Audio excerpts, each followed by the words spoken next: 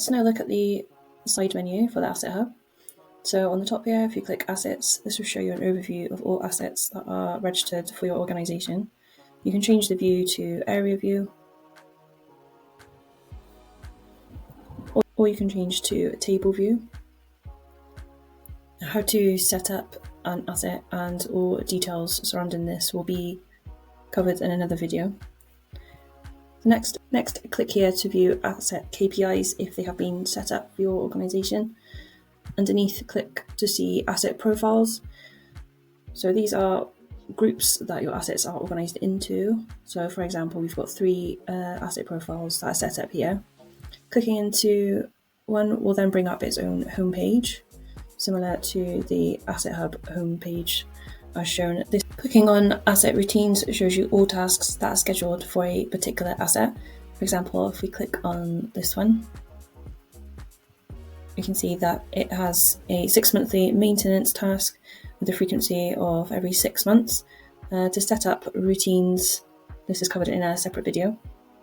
To view all scheduled tasks, click here.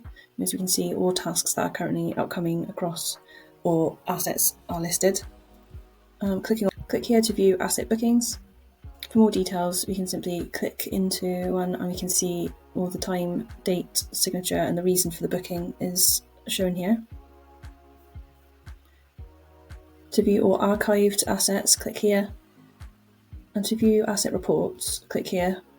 So there are 4 options across the top. We've got assets with status, asset tasks due soon, expired assets, and assets that will expire soon. So you can download these reports as a PDF or an Excel. You can share the report. You can either pick a user to send this to, or you can input an email and a message and send it to asset owners found in the report also. Or you can schedule a new report. So if we give this a title, you can click Schedule Report, and this now brings up what the details should be. First, it asks you to pick the first date, how often you want the report to be sent. So we can have it sent either daily, weekly, monthly, or yearly. Depending on which option you select, you can then edit the details accordingly. Or you can schedule the next task a certain number of days after the task is complete.